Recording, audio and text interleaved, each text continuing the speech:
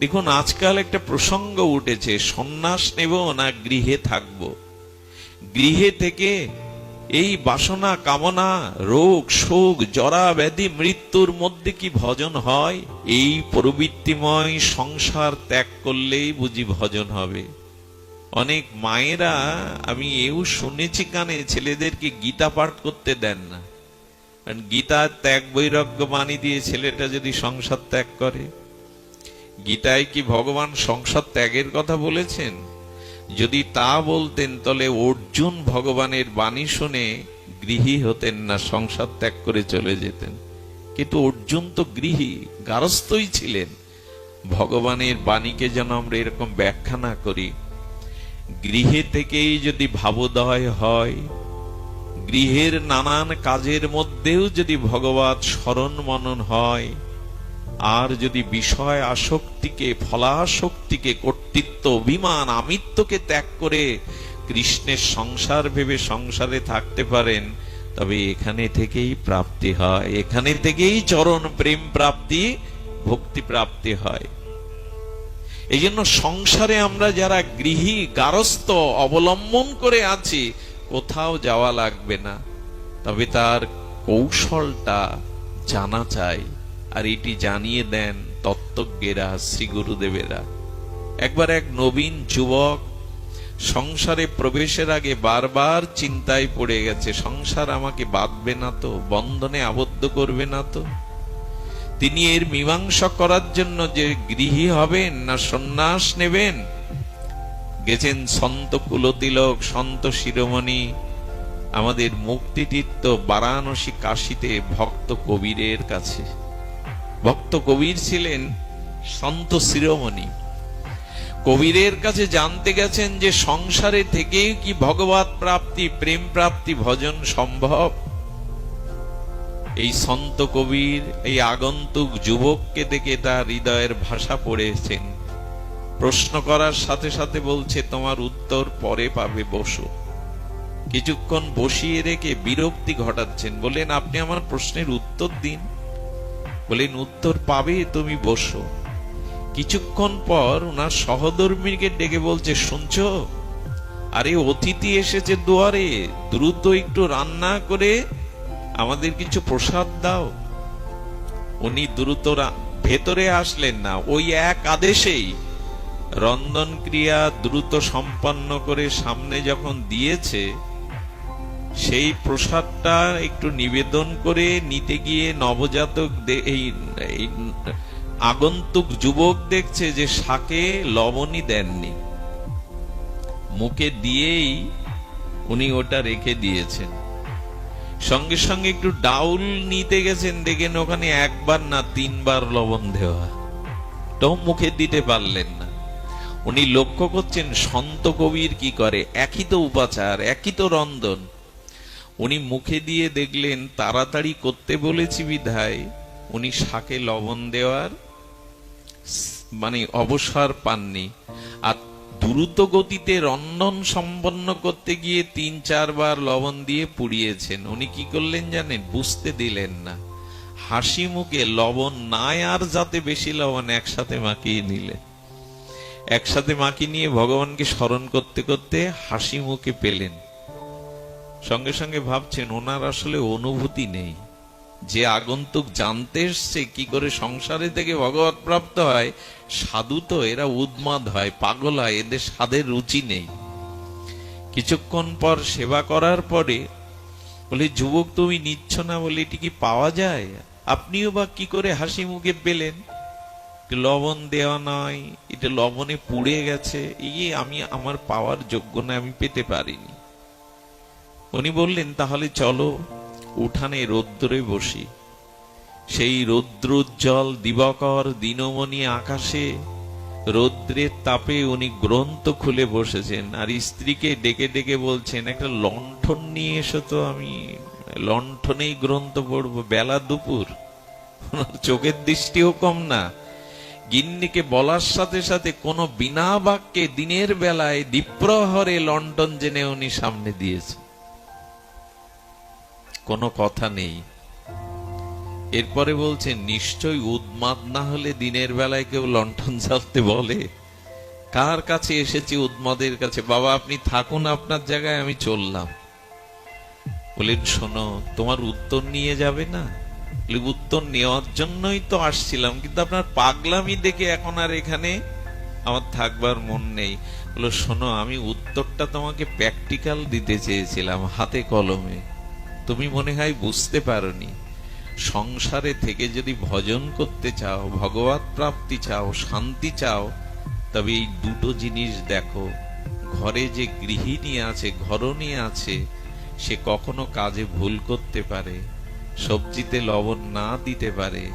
যদি হাসি মুখে, ক্ষমার দৃষ্টিতে, প্রীতির দৃষ্টিতে ওটা হাসি মুখে পেতে পারো, তাকে কটু কথা না বলে, তবে জানবে সংসারে থেকে তোমার হবে, সংসারে থেকে তোমার হবে। কিছু মনে নেবেন না, চায়ে একটু চিনি বেশি দিলেই তো আমরা লঙ্কা বা দিয়ে ফেলি, কাণ্ড বা দিয়ে ফেলি। তরকারি যদি একটু মনের মতো না হয়েছে, গৃহিণীকে কি করি? সেটা আর এখানে না বলাই ভালো। এগুলো মেনে নিন। একটি মানুষ পরিপূর্ণ না, তাকে মেনে নিতে শিখুন। যদি কাউকে জীবনে গ্রহণ করেন, তার ভালো মন্দ দুটোই নেবেন, 16 আনায় নেবেন, না হলে সংসার করতে পারবেন না, উচ্ছন্নে যাবে। দ্বিতীয় বললেন, স্ত্রীর ধর্ম দেখো। সংসারে থেকে ভজন কখনো হয় দেখো, দিনের বেলায় আমি তাকে লণ্ঠন জ্বালাবার আদেশ দিয়েছি, বিনা বিচারে, বিনা বাক্যে সে আমার আদেশকে, আমার কথাকে রক্ষা করে এনেছে। একবারও বলেনি, বোঝাতে আসেনি যে দিবাদ্বীপ্রহরে আলোর প্রয়োজন কেন। যদি এভাবে সমভাব, ক্ষমাশীল হয়ে সংসারে থেকে একবার গোবিন্দ বলতে পারো, গৌর বলতে পারো, তবে সংসারে কৃপা হয়ে যাবে। আমরা সংসারে কেউ কাউকে সহ্য করতে পারি না। ক্ষুদ্র বিষয়েই আমাদের অস্থিরতা, আমাদের ধৈর্যহীনতা এখান থেকে ভাব আসতে দেয় না। আশ্চর্য হতে হয়। সুদামা বিপ্র ছিল গোবিন্দের বন্ধু। সুদামাকে দরিদ্র বলা যাবে না। যার ভিতরে প্রেমধন আছে, কৃষ্ণ ভক্তি আছে, তাকে দরিদ্র বলা যাবে না। সুদামার স্ত্রীকে আমি বড় আবেগপ্রবণ হয়ে যাই। 20 বছর কোন নতুন কাপড় দিতে পারিনি সুদামা। 5-6 জায়গায় ছেঁড়াটা সেলাই করে ওই ঘরের মধ্যে থাকতো।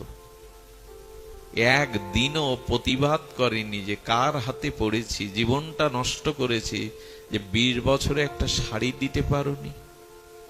কখনো কখনো ভিক্ষা করে অন্ন পেতেন না, জল খেয়েই দিন কাটতো। তবু স্বামীকে কখনো গরিব বলে, দরিদ্র বলে, অসহায় বলে আর তাকে কখনো গালি দেয়নি। আপনারা চিন্তা করতে পারেন, বাসুদেব এবং দেবকী, বসুদেব এবং দেবকী কারাগারে বন্দী। বসুদেবের সামনেই 6-6টা সন্তান আস্তে মারল, কিন্তু দেবকী প্রতিবাদ করেনি। দেবকী দেবী স্বামীর দোষ দেয়নি। আমরা সংসারে এইভাবে থাকি তো, যে ভজন করতে পারবো? সংসারে থেকে যার ভাবোদয় হয়, সেই সে সাধু। সংসারে থেকে যার ধৈর্য, সহ্য, ভাবোদয় হয়, এই পরম সাধু। পরমহংস রামকৃষ্ণ বলতেন, সংসারের নানাবিধ যন্ত্রণা, জ্বালা, রোগ শোক সেরে যারা দিনন্তে সকাল সন্ধ্যা একবার ভগবানের নাম করতে পারে, চরণে আসতে পারে, তারাই আমার মতে বীর সাধক, তারাই আমার মতে বীর সাধক। সন্ন্যাসী ত্যাগীরা তো ভগবানকে ভজনা করবেই, তাদের তো জ্বালামালা সংসারের দায়িত্ব নাই। যারা 20 মণ পাথর ঠেলে গোবিন্দ বলতে পারে, এরাই তো শ্রেষ্ঠ ভক্ত। সংসারে থেকে যদি কারো ভগবানে ভাবোদয় হয়, তারাই তো শ্রেষ্ঠ ভক্ত। এই জন্য সংসারে যা পেয়েছেন, যেটুকু পেয়েছেন, মনের মতো না হলেও তাকে মেনে নিয়ে সংসার করুন। সুদামা বিপ্রের ঘরণী ব্রাহ্মণী একবারও সুদামাকে ছেঁড়া কাপড়ের জন্য দোষ দেয়নি। আজকে তো স্বামীর অভাব থাকলে, মনোমতো বস্তু না দিতে পারলে স্বামীকে দিনরাত খোঁটা দেয়। অনেকেই স্বামী পরিত্যাগ করে চলে যায় নিজের সুখের জন্য। এই জন্য সংসার করতে হলে, সংসারে ভাবোদয় আনতে গেলে এখানে অভাব জরাব্যাধি থাকতে পারে, কিন্তু ভগবতমুখী হয়ে সব মেনে নিন। ভগবতমুখী হয়ে যদি সব মেনে নিতে পারেন, তখনই এই সংসারে থেকে বন্ধন মুক্তি আসবে আমাদের জীবনে। তখনই ভগবত প্রাপ্তির দুয়ার খুলে যাবে। চাই শুধু গোবিন্দমুখী হয়ে থাকা, চাই শুধু ধৈর্যশীল হয়ে থাকা, অনাচারকে পরিত্যাগ করে থাকা। এটুকু যদি করা যায়, আমরা গৃহে থেকে, স্ত্রী পুত্র কন্যা পরিজনের মধ্যে থেকেও ভগবানকে পেতে পারবো। কেন পাবো না?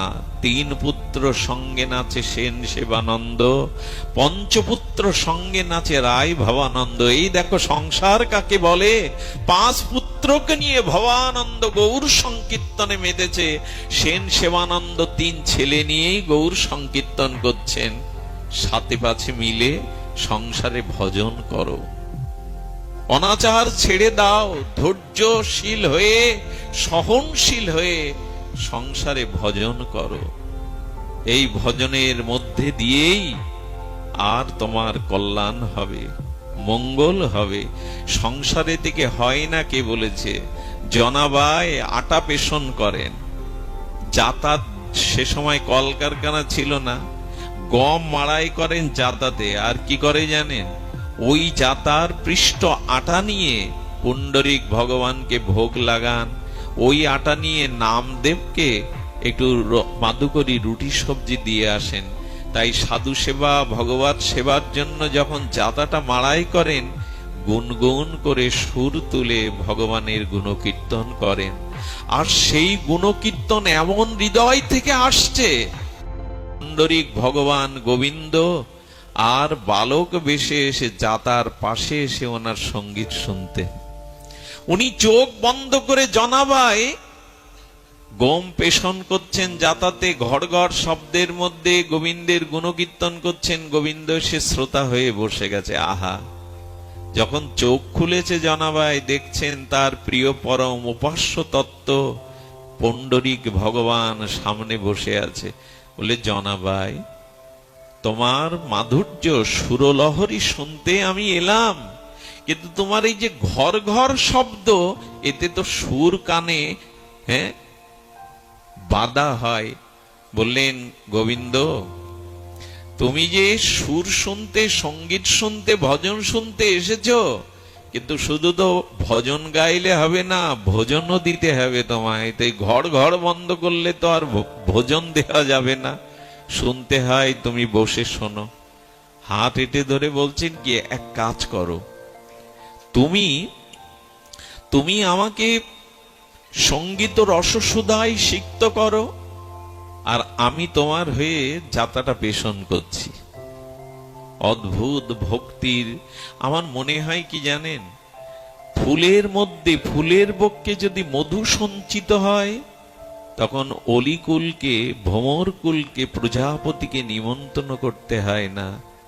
হৃদয়ে যে ভক্তের বিশুদ্ধ প্রেম কণিকা মাত্র হৃদয়ে আছে, ওই প্রেম কণিকার ওই বিন্দু প্রেমের লোভে গোবিন্দ ছুটে আসেন তার দুয়ারে। এসে ঘর হোক, মন্দির হোক, ছুটে আসেন ভগবান ওইটুকু প্রেমের আস্বাদনের জন্য। প্রেম পরতত্ত্ব সীমা চলে আসেন ওই প্রেমের বিন্দু কণা আস্বাদনের জন্য, ছুটে বেড়ান তিনি আজও। জনাবাইকে বলছেন, আমি পেষণ করে দিচ্ছি, তুমি ভজন শোনাও। যেই গোবিন্দ ওই যাতা পেষণ করতে করতে শুনছেন, গোবিন্দের সমস্ত অঙ্গে আভরণ ছিল, অলংকার ছিল। সেই অলংকার গুলো যখন দুলছে, শব্দ হচ্ছে, জনাবাই বললেন, যাতার শব্দে তোমার ভজনে বিঘ্ন হচ্ছিল, রসমঙ্গ হচ্ছিল, এখন তো তোমার অলংকার গুলো শব্দেই ভজনে বিঘ্ন হচ্ছে। গোবিন্দ এত লোভ তার ভক্তের হৃদয়ে ভক্তি পাওয়ার জন্য অলংকার গুলো খুলে যাতার পাশে রেখে দিয়েছে। বলে, এবার ভজন করো, আর শব্দ হবে না। এমনি করেই প্রতিদিন ভজন শুনতে আসতো। জনাবাইয়ের এই ভজন ছিল, ওই যে একটু সেবা, ওই একটু তাকে হৃদয়ের মাধুর্য মিশিয়ে, অনুরাগ মিশিয়ে তাকে ভজন শোনানো। গহনাটা রেখে ভজন শুনতে শুনতে যখন মঙ্গল আরতির সময় হবে ভোরবেলা, তখন পুণ্ডরীক ভগবান বলছেন তোমার গায়ের চাদরটা দাও, আমাকে চিনে ফেলবে। চাদরটাতে অঙ্গে ঢেকে শ্রীমন্দিরে চলে গেলেন। যেই মন্দিরে গিয়ে দাঁড়িয়েছেন তড়ি ঘড়িতে চাদরটা আর খুলতে, ভগবানের কি ভুল হয় চাদর খুলতে? ইচ্ছা করে এই চাদরটা গায়ে জড়িয়ে দাঁড়িয়েছেন। নামদেব যখন মঙ্গল আরতি করতে যাবে বলছেন এই চাদরটা গায়ে কে পরালো? এই চাদর তো মন্দিরের নয়। হঠাৎ ওনার মনে পড়েছে, কারণ নামদেব প্রতিদিন নামদেবকে তো প্রসাদ দিতে আসতেন মাধুকরী জনাবাই, তো জনাবাইয়ের গায়েরই চাদর এখানে ওনার গায়ে উঠল কি করে? যেই চাদর দেখছেন, দেখতে দেখতে দেখছেন গোবিন্দ পুণ্ডরীক ভগবানের অঙ্গে কোনো অলংকার। উনি দ্রুত আরতি সমাপন করে মন্দিরের সবাইকে ডেকে বললেন সেবকদের গোবিন্দের অলংকার চুরি হয়ে গেছে। আচ্ছা আপনারা আমায় বলুন তো, গোবিন্দর কি অলংকার আনতে ভুল হয়ে গেছিল? ভুল হয়নি। তিনি কৃপা করবেন বলে অলংকার রেখে চলে এসেছে, তার ভুল হয় না। আসলে জনাবাইকে এই সংসারে আর তিনি রাখবেন না। ওই যে বললাম নিরোধ লীলায় চলে গেছেন। সেই জনাবাই বৈষ্ণব সেবা, ঠাকুরের সেবা আর তার ভজন করতে করতে গোবিন্দ এত আত্মসাৎ করে নিয়েছেন, আর রাখবে না। সবই তার নিরোধ লীলা। নিজ স্বরূপ ধামে তারে চিরদিনের মতো নিয়ে নেবেন। নামদেব তখন চিন্তা করছে জনাবাইয়ের চাদর গায়ে অথচ অলংকার নেই। সবাই তখন বলছেন এটা যদি জনাবাইয়ের গায়ের বস্ত্র হয়, জনাবাই চুরি করে নিয়ে গেছে, চলো তার আলয়ে, চলো তার গৃহে। জনাবাই তোমার গায়ের চাদর পুণ্ডরীক ভগবানের গায়ে কে জড়িয়েছে? নীরব জনাবাই, কিছুই বলছেন না। বললেন অলংকার গুলো চুরি হয়ে গেছে, তুমি কি কিছু বলতে পারো? কিছু না মনে করলে তোমার ঘরটা আজ আমরা একটু খুঁজে দেখব। দেখলো সেই জাতার পাশে অলংকার গুলো পড়ে আছে। এটা করতে পারলে জনাবাই? কেউ তো জানে না যে ভগবানই এসে ওখানে খুলে রেখে গেছে জনাবাইয়ের হৃদয়ের প্রেম পাওয়ার জন্য। জনাবাই নীরব। একটা কথা বলি, ভক্তি রাজ্যে না প্রতিবাদ প্রতিরোধ নাই। আমাদের এই প্রেম রাজ্যে, ভক্তির রাজ্যে কখনো প্রতিবাদ প্রতিরোধ কথা আবার ভুল ব্যাখ্যা করবেন না। ভরত দায়ী ছিল কি প্রভু রামচন্দ্রের বনবাস গমনে? দায়ী ছিল? কথা বলুন, দায়ী ছিল না। কিন্তু 14টা বছর সেই দায় নিজের মাথায় নিয়েছিলেন। আমি দোষী, আর কেউ দোষী না। ভক্তি রাজ্যটা এমন, তাকে কেউ যখন দোষ দিচ্ছে, জনাবাই নীরব হয়ে চোখের জল ফেলে বলছেন তোমার যা ইচ্ছা মাধব, তোমার যা ইচ্ছা। সে সময় জনাবাই মন্দিরের অলংকার চুরির দায়ে সেই সময়ের শাসক তাকে মৃত্যুদণ্ড দিলেন শুলে চড়িয়ে। তখন শুলের ব্যবস্থা। জনাবাই উঠছে শুলে, কিন্তু একবারও বলছে না এটা তার পুণ্ডরীক প্রিয় ভগবানই রেখে গেছে তার কাছে, তার দুয়ারে, তার ঘরে। একবারও বলছেন না। হরিনাম করতে করতে পুণ্ডরীকের হৃদয়ে ভাবতে ভাবতে শুলের উপরে উঠলেন। কিন্তু শুলে কি বসে?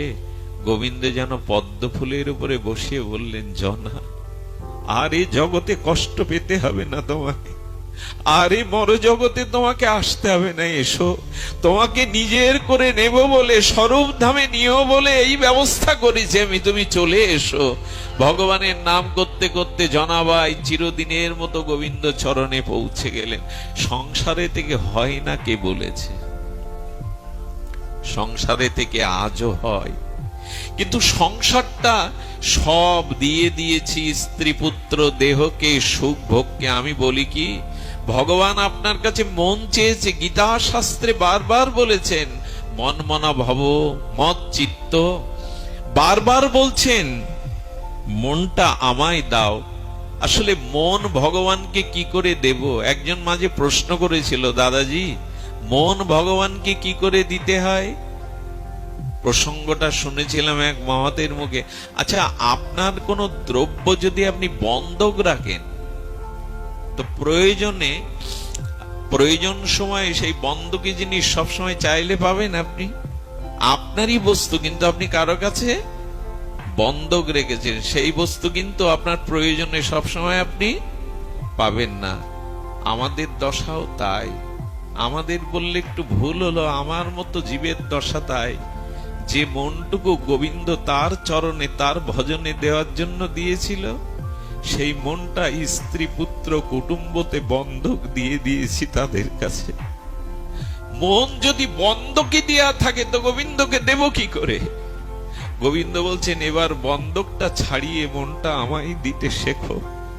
যদি সংসারে থেকে মন আমায় দিতে পারো, ওইখান থেকেই তুমি মুক্ত হতে পারবে, ওইখান থেকে বাসনা মুক্ত হয়ে তুমি সব ফিরে আসতে পারবে। সবই হয়। আমাদের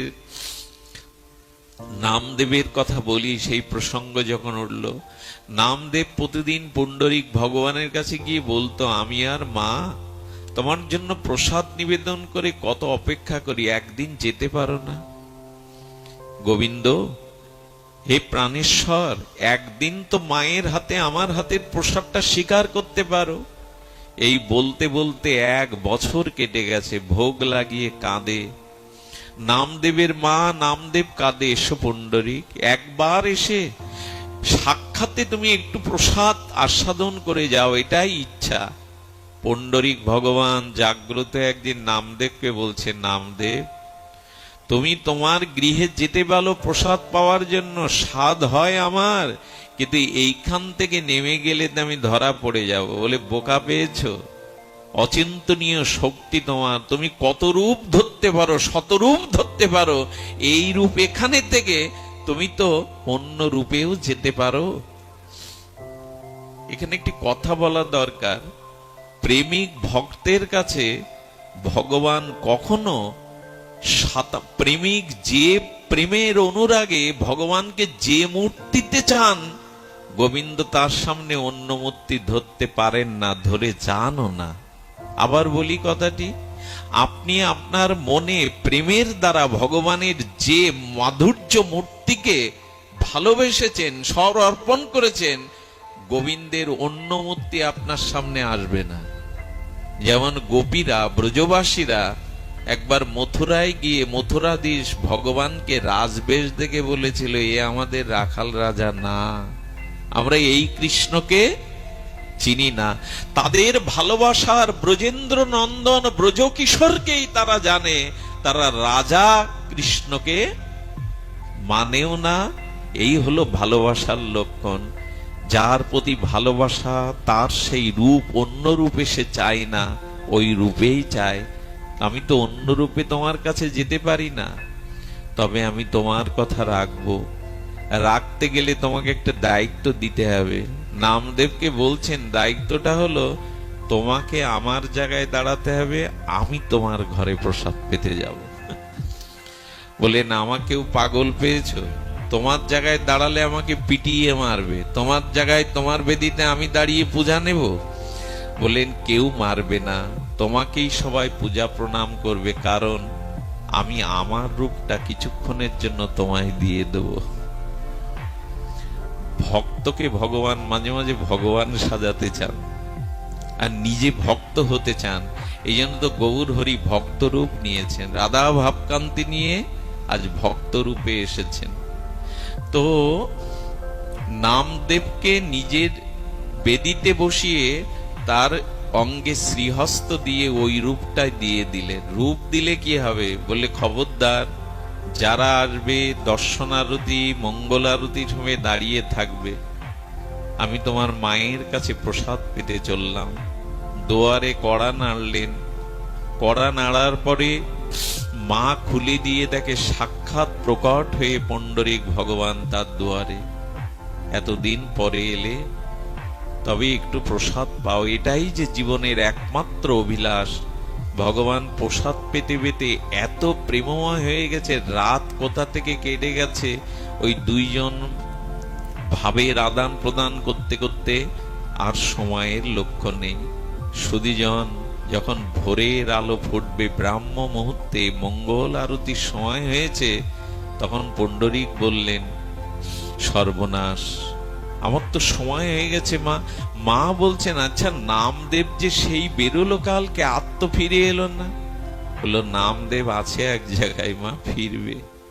তাড়াতাড়ি চাদরটায় নিজেকে ঢেকে ভগবান কি করেছে জানেন? ভগবান গিয়ে মঙ্গল আরতিতে যে সাধারণ দর্শকরা বিগ্রহ দেখে সেই সারিতে ওইভাবে দাঁড়িয়ে গেছেন।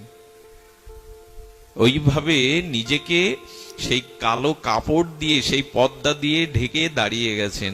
ওদিক দিয়ে নামদেব বিগ্রহ রূপে দাঁড়িয়ে। নামদেব বিগ্রহ হলে কি হবে? তিনি তো জানেন নামদেব। দেখছেন ভগবান ভক্তদের, শ্রোতাদের সারিতে দাঁড়িয়ে আরতি দেখছেন। নামদেবের চোখে জল এসছে প্রভু। উনি মনে মনে ভাবছেন, আমি কাল সন্ধ্যা থেকে দাঁড়িয়ে বুঝেছি যে ভগবানকে আমরা কত কষ্ট দেই, দাঁড় করিয়ে, কত সময় দাঁড় করিয়ে রাখি, কত মঙ্গল আরতি, কত ঠান্ডা জলে অভিষেক করা, সবই তিনি বিগ্রহ রূপে দাঁড়িয়ে আছেন আমাদের কৃপা করবার জন্য। চোখে যখন জল এসেছে, ইশারায় বলছেন পুণ্ডরীক ভগবান নামদেব, চোখে জল এনো না, ধরা পড়ে যাবে। আরতি শেষে ভগবান গিয়ে মিশলেন বেদিতে, নামদেবকে আনলেন সারিতে। ওই দিন থেকে ওই মন্দিরে ওই তিথির নিয়ম কি জানেন? ওই তিথির নিয়ম, সারিতে যারা দাঁড়াবে সমস্ত আচার্যরা এসে প্রণাম করেন ওই শ্রোতাদের। কারণ আজও হয়তো ভগবান শ্রোতা রূপে ওই লাইনে দাঁড়িয়েছে দেখার জন্য। আজও ওই তিথিতে তারা সেখানে প্রণাম করেন। তো সংসারে থেকে হয়, এদেরও হয়েছে, হবে না কেন? এদেরও এমনি করে কৃপা হয়েছে। যদি সংসারের থেকে ভগবত আরাধনার ইচ্ছা জাগে, অভিলাষ জাগে, তবে ওই যে বলেছি আমাদের বাসনা কখনো জাগবে না। একটা আপনাদের অনুরোধ করি, সময়ের বড় অভাব, তবু একটু অনুরোধ করি, একটু মনটা ভগবানকে দিন, একটু বিগ্রহ রূপে তাকে সেবা অর্চনা করুন, একটু ফুল তুলসী দিন, একটু হরিনাম দিয়ে অনুরাগ ভগবানের প্রতি অর্পণ করুন, নালে নিরোধ আর হবে না। এই চক্র থেকে, চক্রবুহ থেকে আমাদের নিষ্কৃতি নাই। এর একটা ছোট্ট উদাহরণ দেই। মৃত্যুর সময় যদি ভগবত চিন্তা না করে চলে যান বা আমরা চলে যাই, তাহলে কিন্তু আমাদের বড় অহিত হয়ে যাবে। এই যে মৃত্যুর সময় ভগবত চিন্তাই যে আমাদের পরবর্তী জন্মের মঙ্গলের, উদ্ধারের, কল্যাণের কারণ হয়, এটা তো গীতা ভাগবত বারবার বলেছেন।